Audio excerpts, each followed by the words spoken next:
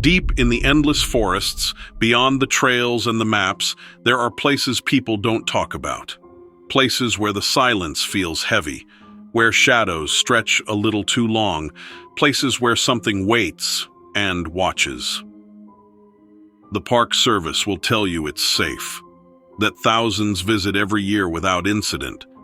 But what about the ones who don't come back, or the ones who did and wish they hadn't? Today I share 4 stories from 4 different souls who wandered a little too far. We're going where the maps end and the stories start.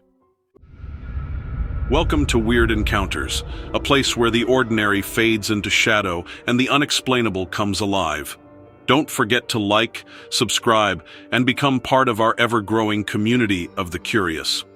Now prepare yourself, because what you are about to hear is not for the faint of heart.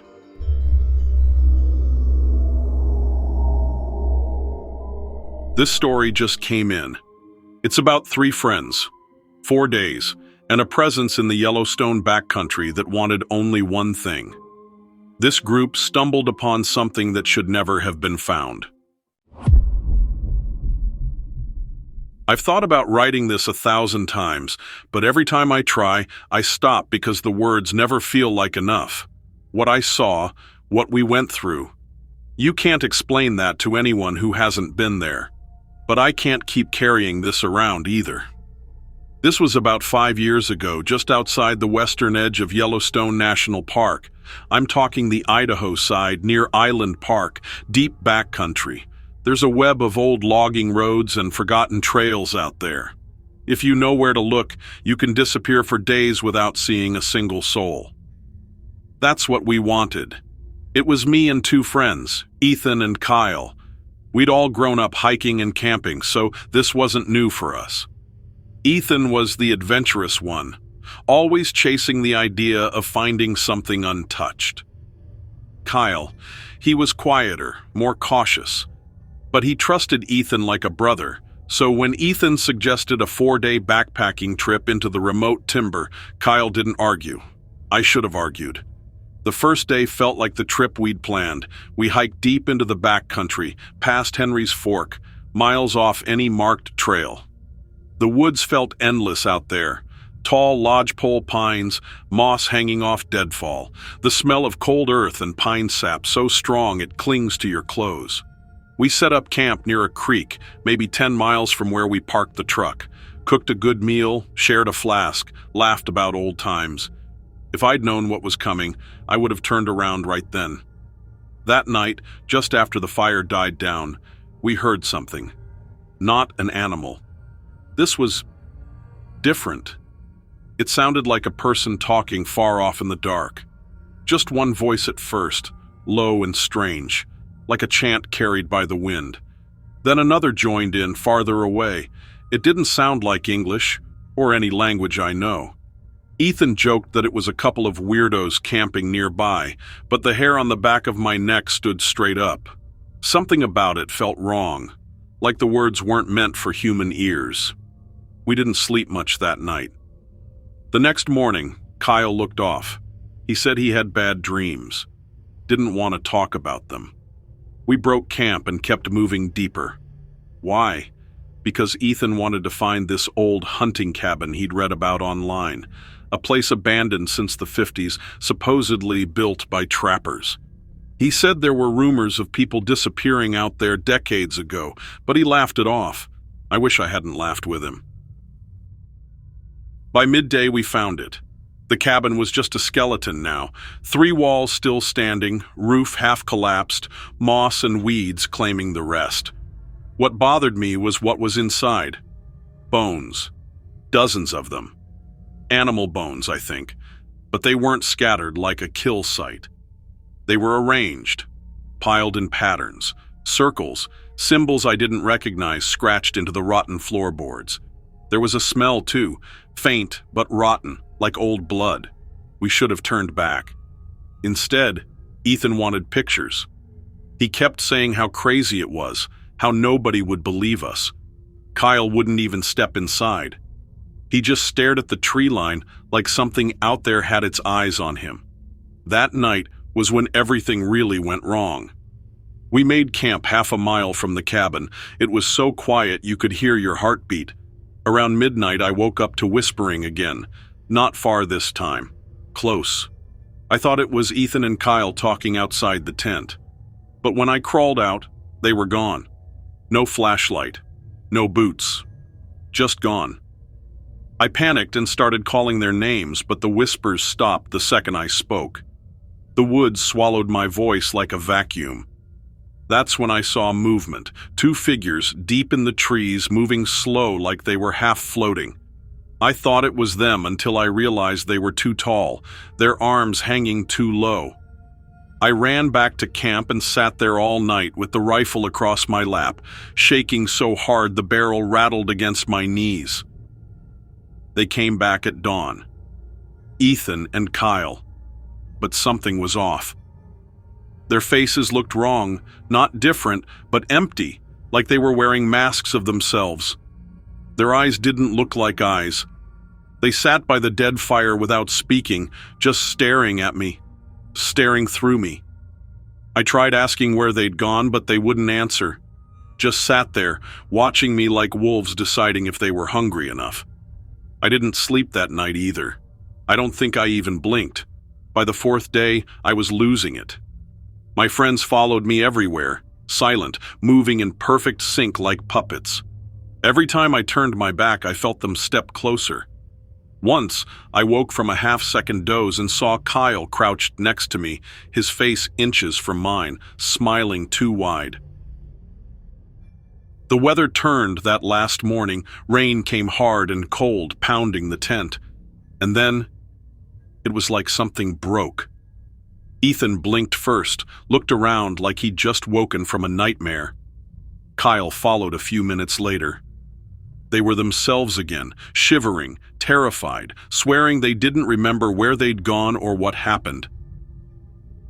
The only thing they could tell me, both of them, was this. They saw something out there, something tall, something that spoke without moving its mouth. They said it promised them things if they brought me to it. They wouldn't say what things. We packed in silence and started walking. No food, barely any water, just the 3 of us stumbling through miles of wet forest with something behind us. We heard it sometimes. Snapping branches, heavy steps that stopped when we stopped. I swear it was hurting us, waiting for us to turn on each other. By day 4, I thought we were done. We'd gotten lost, wandered into valleys with old cabins that looked lived in but weren't. Furniture inside, fires burned down to ash in the stoves, but no people, no sound. Like someone had left 5 minutes before we walked in, and we didn't hang around long enough to find out who. We walked further on for a while. Then we saw orange vests through the trees. I almost cried. It was a rescue team. Turns out our families had reported us missing. They said we'd been gone 6 days, not 4.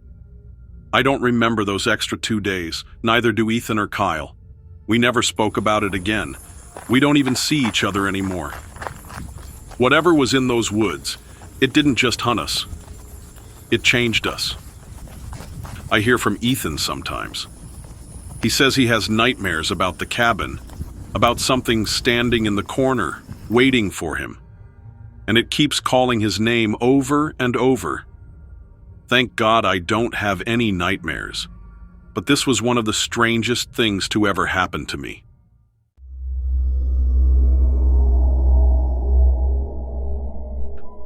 The Gallatin Range, rugged, beautiful, and unforgiving. But for one hiker, it became something else entirely. A place where silence had weight. He saw something he can't explain. What stalked him that night still haunts him to this day. If anyone has been here and might know what he encountered or have any other ideas, please put them in the comments section. I would like to know what he saw. I don't know what category this fits into. I'm not even sure I should be writing this, but I can't stop thinking about it. It's been over a year and I still wake up sweating like I'm back there. This happened last August, just north of Yellowstone near Big Sky, Montana. I'd been working seasonal jobs in the park and had a couple of days off, so I figured I'd do a solo hike up in the Gallatin Range. I'd been on parts of the Spanish Peaks Trail before, but never camped up there overnight. Thought it'd be good for my head, get away from the noise and the tourists. It started like every other hike. Bright, clear skies. The air was warm but thin, like you notice every breath that high up. I passed a couple of fishermen early on, then nobody after that. Just me, the trail, and endless miles of lodgepole pine and granite ridges. I hiked until the light started to fade and set up camp in a clearing, maybe half a mile from the trail. I could hear a creek not too far away, so I figured I'd be fine for water. The trees around me were so tall they felt like walls, and the smell of pine pitch hung heavy in the air. Right after sunset, everything went quiet. I've camped plenty of times alone, and yeah, you notice the silence, but this was different. This was like the forest stopped breathing. I told myself it was nothing, but the stillness got under my skin. Even the air felt wrong, thicker, heavy, like breathing through wet cloth. That's when I smelled it. Rot. Faint at first, like something dead and old. I figured maybe a deer had gone down nearby, but the smell didn't stay in one spot. It moved. 1 minute it was coming from the creek, then from behind my tent, then closer. I had my little propane stove going, trying to focus on dinner, when I heard what sounded like someone walking in the trees. Slow steps, heavy enough to crunch branches. Not a bear. I know what a bear sounds like. This was different. 2 feet. Pausing between steps like it didn't care if I heard it, I grabbed my headlamp and scanned the tree line. Nothing. Just black trees pressed together like teeth. Then came the whisper. It wasn't a voice exactly. More like a sound you feel in your bones before you hear it in your ears. Low. Drawn out, like something humming from inside the earth. I killed the stove and just sat there, heart hammering so hard I thought it might give me away. The whisper stopped, but the feeling didn't. It was like something was inside my head, rooting around, trying to find the part that would break first. I zipped into my tent, rifle by my side, and waited. Every sound was louder in that silence. My breathing, the creak of the fabric when I moved an inch. At some point, I realized the smell was back, strong enough to make my eyes water. Then the tent moved. Not a lot. Just a slow drag, like a hand sliding across the outside wall, from one side to the other. I held my breath and didn't move. The drag stopped. Then 3 taps near my head. Light. Deliberate. I don't remember falling asleep, but I woke up in the dark. The lantern was out. My watch said 3:17 a.m., and something was crouched outside the tent. I didn't see it first. I felt it. The weight of it pressing down on the ground, the way the dirt shifted. My skin went cold. Then I saw the shadow against the tent wall. Long. Too long. The arms were wrong, bent at angles that didn't make sense. Its head. I can't describe it. Not round, not like anything I know. I thought I was going to pass out. Instead, I unzipped the tent an inch and shined my light. Empty. Just trees. That was worse, because then I heard it behind me, breathing. Slow, wet breaths, right at the base of my skull. I spun so fast I tore the zipper. Light hit nothing, but the smell. It was choking me. I stayed up till sunrise, every muscle locked, waiting for it to break through the trees. But it never did. When daylight came, the ground around my tent was covered in prints. Not boots, not paws, bare feet. Long, narrow, with claws at the tips, like something halfway between human and animal. I broke camp in under 5 minutes. Didn't eat, didn't drink, just ran. I didn't make it back to my car until mid-afternoon, and the whole time I felt it watching me. Not following, watching. Like it was walking just far enough behind that I'd never catch it in the light. I told one guy about it later, an old local at a gas station in Big Sky. He just looked at me and said something is up there. He called it the humming man. Said folks have gone missing in those woods for years, and when they're found, if they're found, their eyes are wrong, like something looked through them and never left. I don't know what I saw, but I know it wanted something. And I think if I'd stayed one more night, I wouldn't be here. They say the Allegheny woods are quiet at night, but silence can hide the darkest secrets. One man's weekend escape turned into a nightmare of whispers, laughter, and something that left footprints inside his cabin. I've never written anything like this before. Honestly, I'm not sure why I'm even sending this, but your channel is the only place I think would take this seriously.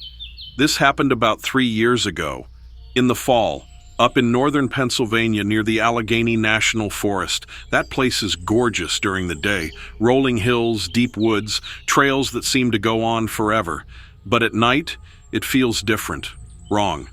I went up there to get away from everything. I had just gone through a bad breakup, work was stressing me out, and I figured a few nights in the woods would help clear my head. A friend of mine had this old family hunting cabin about 30 minutes outside of Sheffield, way back on a private access road. It wasn't in great shape, but it had a roof, a wood stove, and running water if you cranked the pump hard enough. He told me it was fine as long as I didn't mind being off-grid. That actually sounded perfect at the time. The first night was calm. I built a fire outside, had a few beers, listened to the woods. The silence up there is heavy. You don't realize how much background noise city life has until you're somewhere like that. I kept thinking about how dark it got. No streetlights, no glow from houses, nothing. Just pitch black, and this feeling like the trees were swallowing everything. I went inside early, locked the door, and slept okay. It was the second night that things went bad. Before it even got dark, I noticed something strange. There weren't any animals, no birds, no squirrels, nothing moving. The forest had gone completely still, and I thought maybe a storm was coming, but the sky was clear. It was just dead quiet. It bothered me enough that I kept looking out the windows, thinking I'd see something, but nothing was there. Around dusk, I went out to chop more wood. That's when I felt it.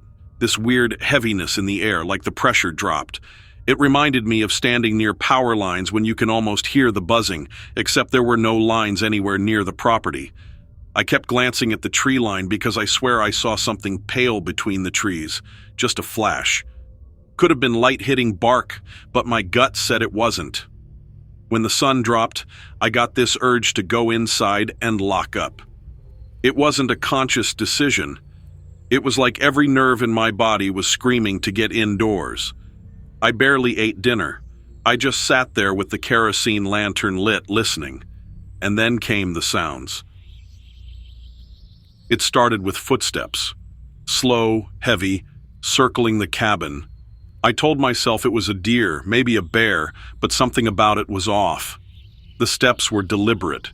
They'd stop for long stretches, then start again, like whoever or whatever was out there was thinking. I grabbed the rifle my friend left in the cabin and sat there, waiting for it to pass. But it didn't pass.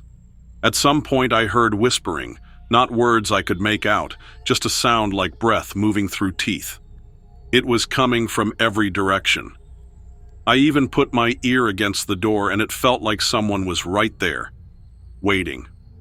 I thought about bolting for the truck, but the keys were in my bag and the bag was hanging by the window. No way was I walking past that glass. So I sat there, rifle in my lap, heart pounding so loud I thought it would give me away. The worst part was the tapping. Out of nowhere, the window behind me tapped 3 times, light, like a fingernail. When I spun around, there was nothing there, just darkness. But when I looked back at the door, there was a handprint, a greasy grayish smudge, long fingers, too long for a person. I don't know what time it was when the voices started, not whispering this time, but something else, almost like my name, but wrong, stretched out, broken. And then the laughter started.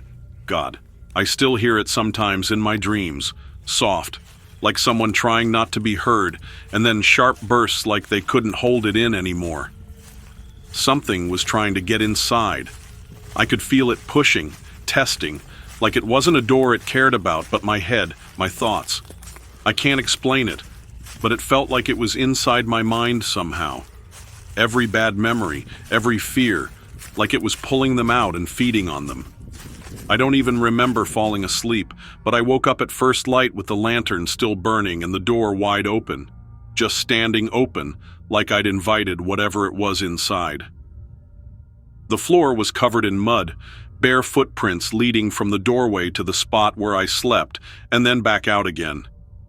That was it for me. I grabbed my stuff, ran to the truck, and drove until I saw another human being. I didn't even lock up. Later, when I told my friend, he just looked at me and said I wasn't the first. Apparently, hunters had gone missing in those woods decades ago.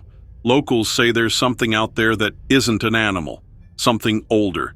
They call it the Hollow Man, or sometimes just the thing that watches. A couple of guys in town told me you can feel it before you see it, and if you see it, you won't ever forget its face. I never saw its face, and I never went back.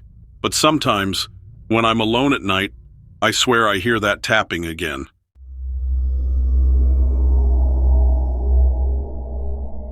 They say the Kettle Moraine is peaceful, a hiker's paradise. This story is about one man that went in alone, and what followed him may never have left. I don't really know how to start this except to say I haven't told anyone about it. Not a single person. It's been eating at me for years now, and I just want to get it out. Maybe someone else has gone through the same thing.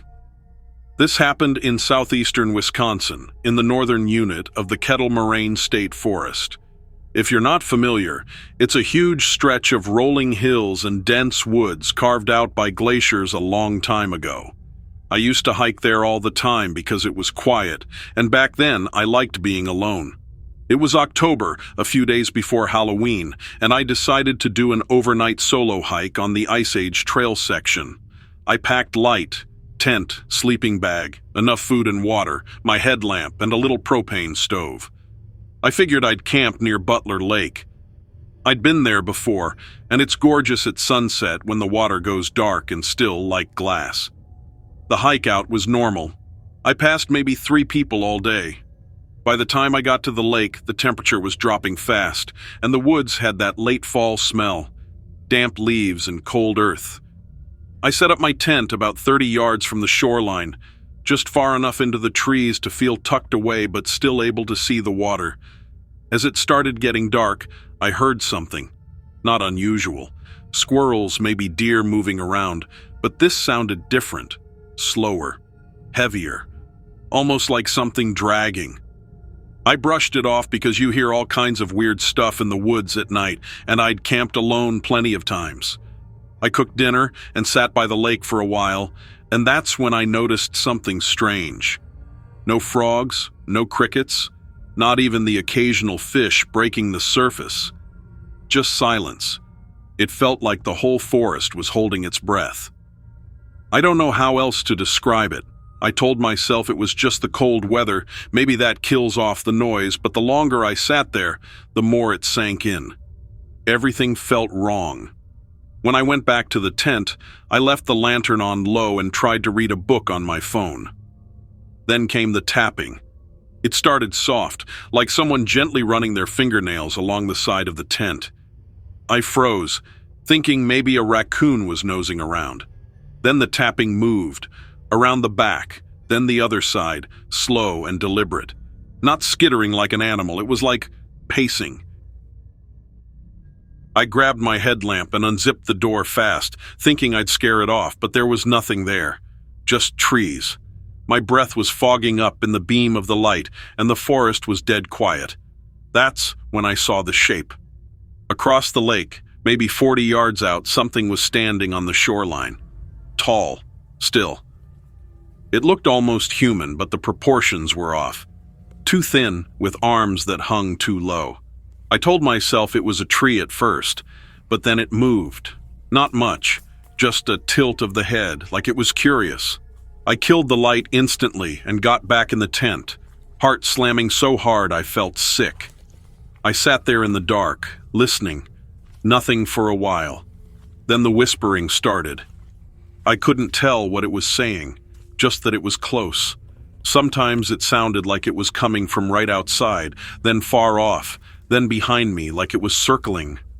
I tried to stay calm, but the air in the tent felt heavy, like breathing underwater. I started thinking about stories I'd heard from locals, things they said lived in the Kettle Moraine, old stories about creatures that could mimic voices, lure people off trails, stuff I always thought was just talk. At some point, I blacked out. Not sleep, like something pulled me under. When I opened my eyes, it was pitch black and my tent was gone. I was lying on cold ground, staring up at trees. I still can't explain that part. My gear was scattered like a tornado hit it, and there were footprints. Not boots, not shoes. Bare. Long, narrow feet pressed into the mud, circling where I'd been lying. Some of them looked almost like hands. I packed what I could and ran. Didn't care about the trail. I just ran until I hit a road and flagged down a car.